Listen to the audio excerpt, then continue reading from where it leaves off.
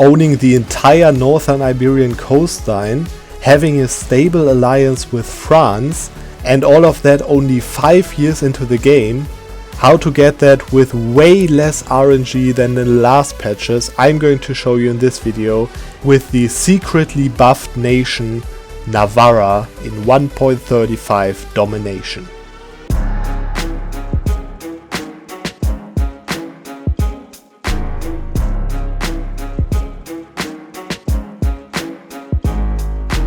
So before I start into the actual strategy and how it went in my campaign and how it should went in your campaigns, I just want to talk a little bit about the situation in 1444 on day 1 basically. And first of all, I'm playing on hard difficulty, not playing on very hard, because I think that is actually an unreasonable buff to the AI that is not really useful for the game, I think.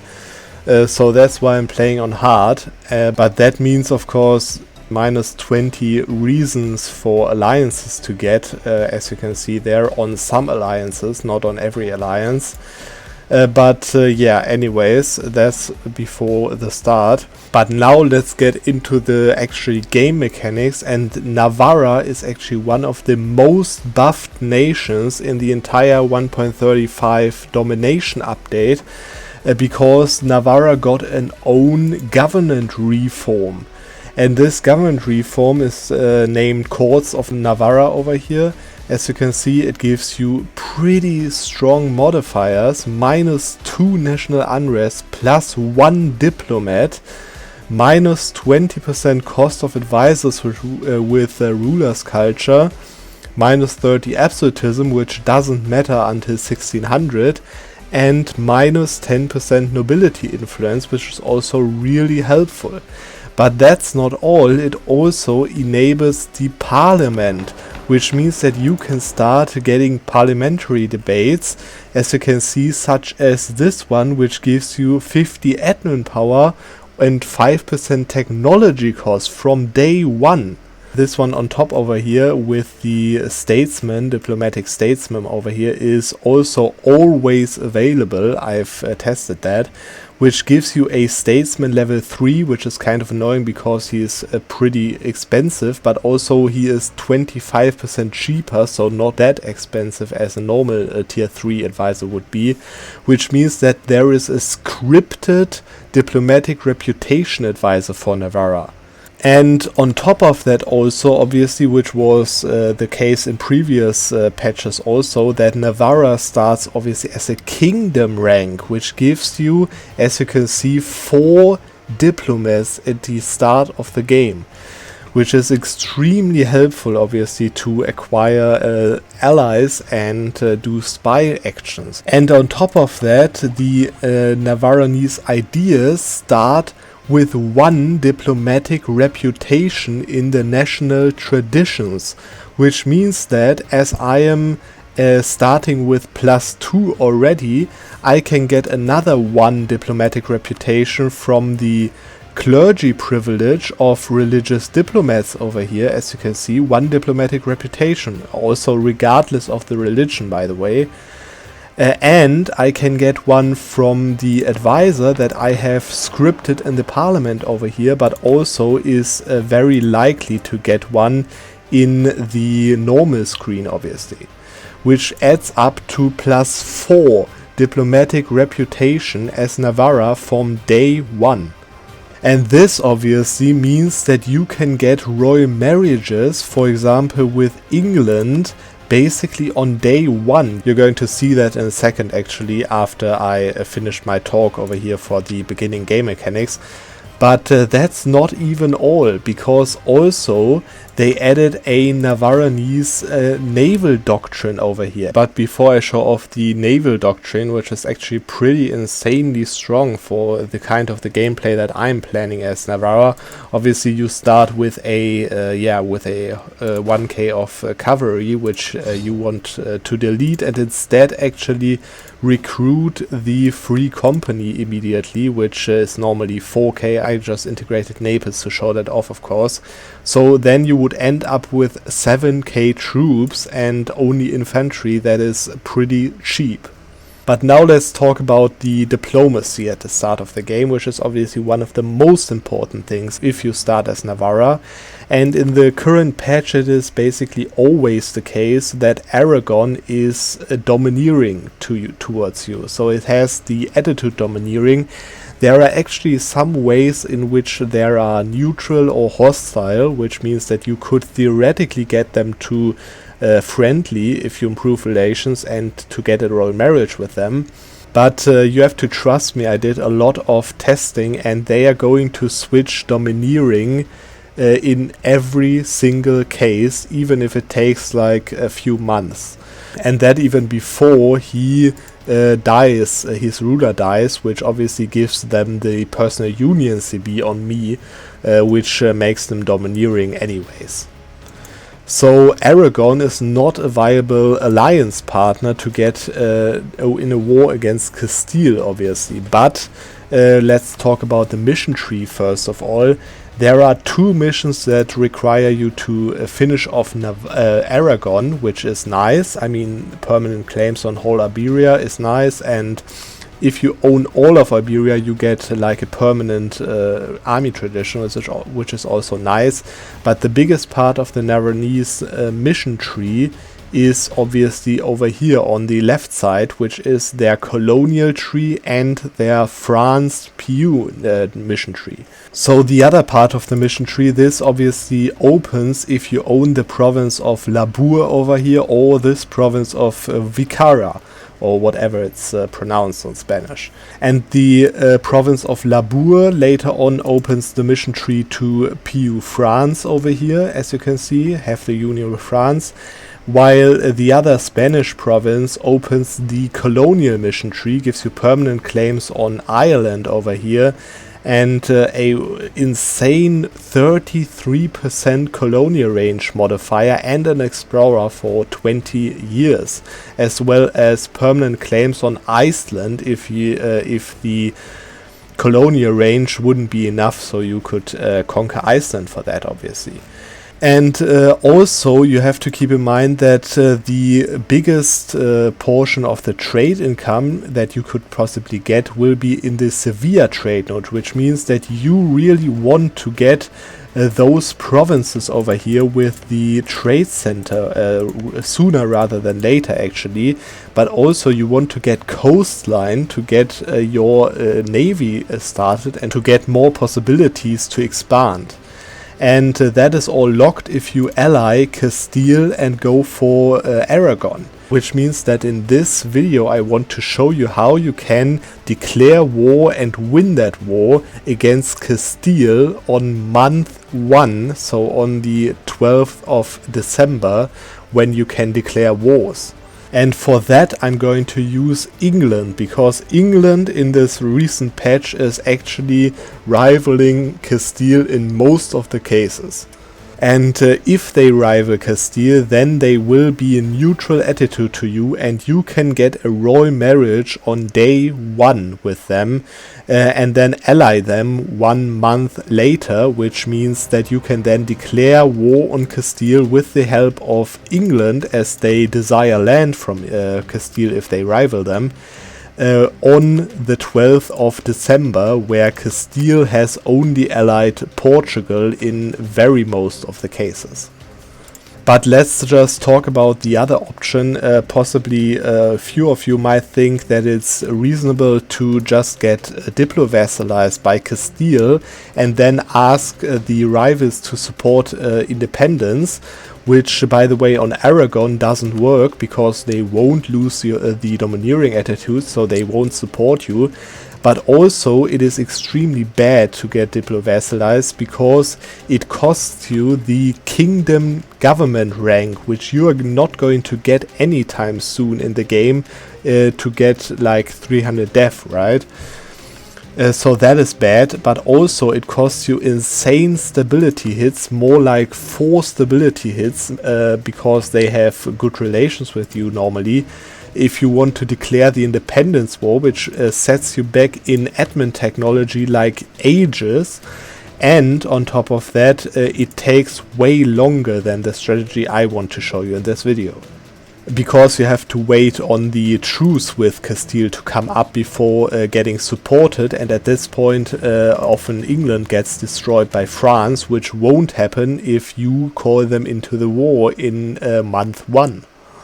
But now let's talk about the reasons to restart, and there are sadly a few reasons to restart in this game, even though I made it the lowest RNG possible in my opinion. But you have to restart in my opinion if England hasn't rivaled Castile, which I said happens in most of the times in this patch. But if they don't, you should have to restart basically. If you have no Diplorep advisor available that you want to pay for, as I said, often you will have a Diplorep advisor level 1 or level 2 available, which is totally fine. And even if you don't have one over there, you can just get the one from the parliament. But if you take this one, you are going to take a lot of loans for that.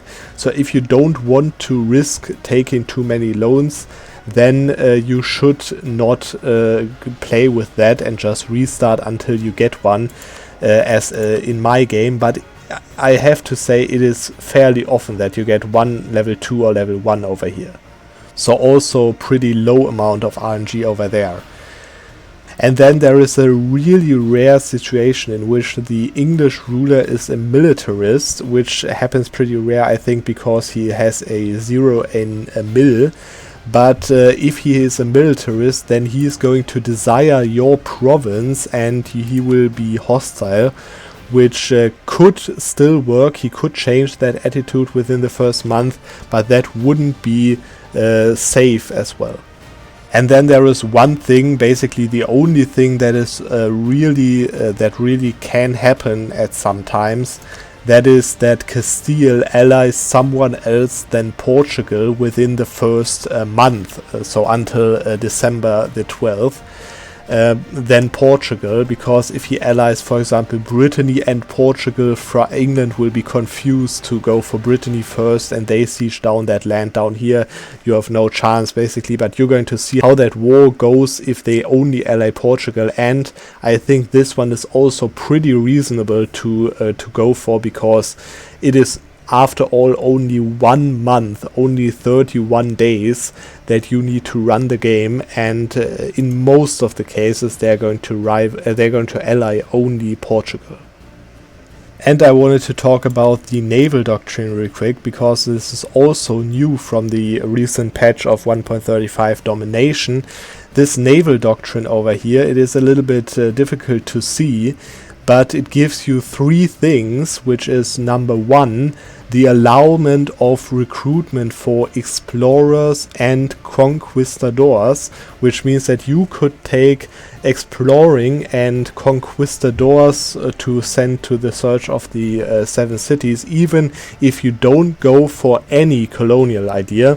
But obviously this is really nice if you go only for the expansion idea and don't take the exploration idea, which you don't need. I'm going to talk about that in the end of the video a little bit. But this is basically really nice for that colonial gameplay, where you also keep your interest in the old world and don't go full colonial. But also it gives you Marines force limit plus 25%, which is really nice. You should have a look on my video on the Marines and how underrated they are.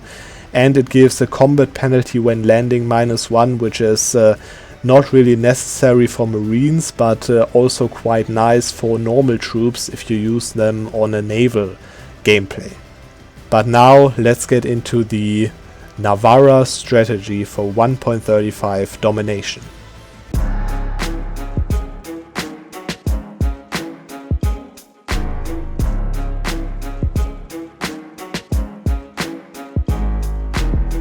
First of all, as I already said, you should delete your cavalry, you should recruit the free company of 4,000 men, and then you should counter-spionage Aragon, not as I'm doing over there, royal marriaging.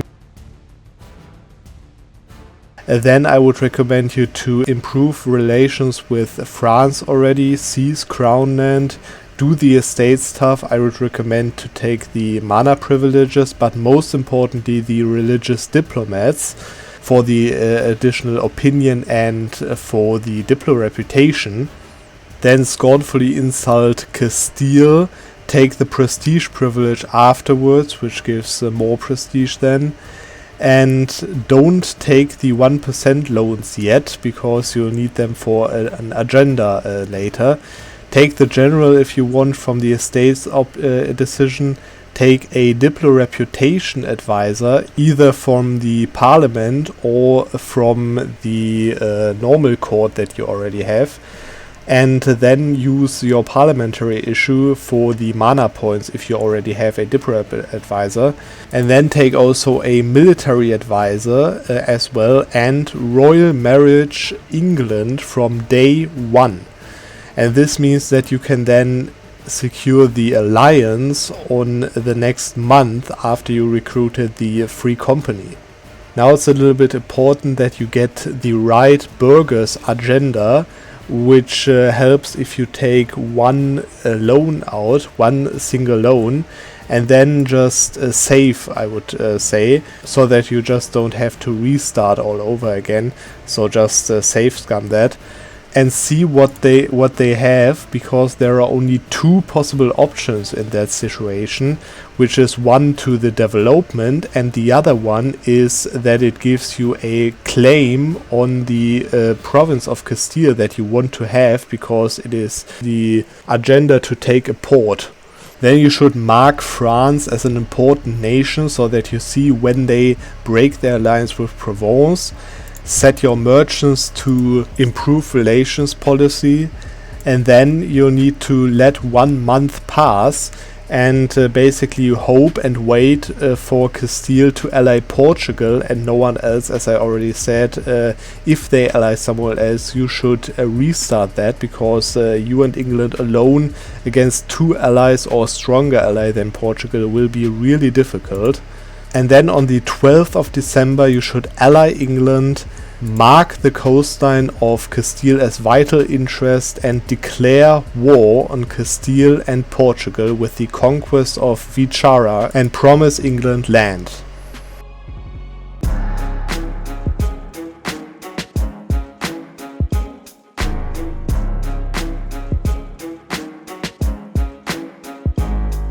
After that, move your army to Bordeaux and mark your army so that they can attach to them.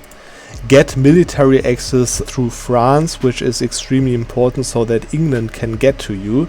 And try to get the most possible defensiveness in Navarra for the defensiveness edict, maybe a defensive advisor if you had one, and the defensive privilege for the nobility. Then you are basically waiting, number one, to wait for France to break the alliance with Provence, and immediately after that happens, you need to get the royal marriage with France, which they will do because of your extremely high diplomatic reputation. And don't worry about Castile or Portugal sieging down Navarra. They're going to take a long time to actually siege that down. So England will be there before that happens, like 99% of the times.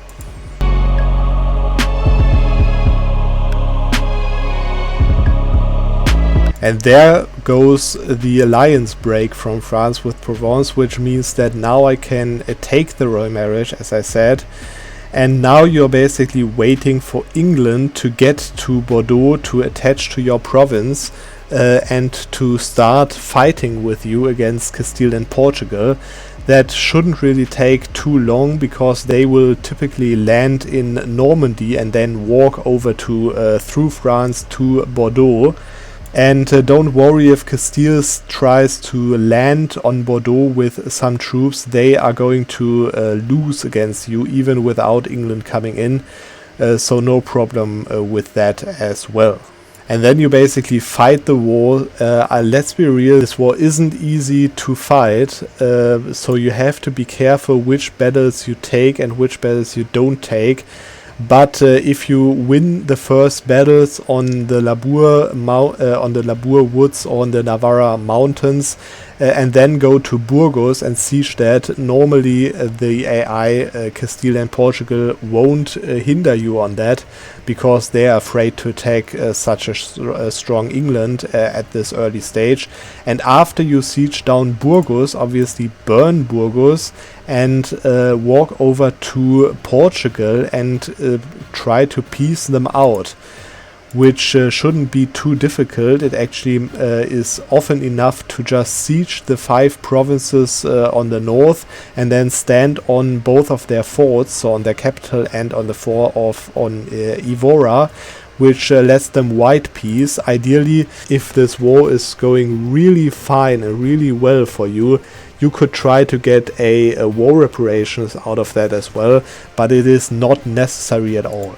After Burgos is sieged down, you have to trust me when I'm saying that only sieging Burgos and carpet sieging the northern provinces of Castile up to their capital of Toledo, and standing on their capital of Toledo, while obviously winning a few battles along the way, will be more than enough to piece them out for more than 90% war score. So that is just what I recommend you to do until the war score, together with your ticking war score obviously, hits around 70 to 75%, because that will be then enough to win that war. And now you can see that the King Alfonso of Aragon died, which means that I get the event of choosing them to become a PU, or to get the PU-CB on Aragon, which also gives them the PU-CB on me, which is bad, because if England is low on manpower or something, they might actually declare on you,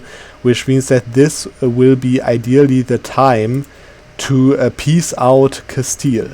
And just to talk about the peace deal real quick, you can see it on the screen right now. I would basically recommend you to take Vizcaya, Cantabria, Asturias for sure, and then take at least one of the Galician coastal provinces of La Corufa, which is the coastal province on the Cape on the north, that also is in the same sea tile as the Portuguese provinces, so that you can make a claim on Portugal. And later on release Galicia over there. And then to build up your economy, you should take war reparations and transfer trade power, which is extremely important, because after that you can send a merchant to Sevilla and basically use 50% of Castile's trade power to collect in Sevilla. And then, last but not least, break their alliance with Portugal, which should end up at around 90% war score, which you should be able to take after sieging down all of the north, standing on their capital and having a little bit of a ticking war score. Then immediately after the war, as you obviously didn't give any provinces to England, you should be breaking the alliance with England as soon as possible and go for the alliance with France, which shouldn't be too difficult because you obviously have the royal marriages already, and you've improved relations until the maximum while at war. And if you then take the diplomatic reputation advisor again, that you should probably have fired before to save some money, then recruit a merc company of another 4k troops with your additional 7k troops. That will be enough to push you over the edge of allying France, in my case, as you can see, with +1 on that front. And after you secured that alliance, you will be secured defensively and offensively if you want to fight Aragon later, but I'm going to talk about that in a second. For now, you should just manage your country, get your economy going, make a claim on Portugal, release Galicia to have less admin points spent and more value out of those provinces, and that is your first war against Castile done.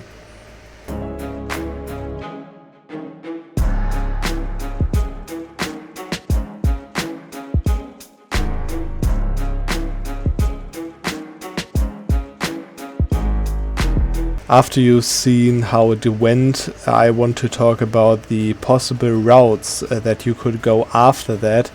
And as you probably saw in the title, I was not joking when I was saying that there are more alternatives to play Navarra than ever. And that has to do with the way that Navarra is located geographically after you achieved the first victory, of course. Because I would recommend you to release Galicia, as I said, for managing those provinces more efficiently, and also actually as soon as you release Galicia, as those are his cores, you can start building transports on that already in the beginning of the game, which, as I said, you need for the mission tree of the colonial mission tree.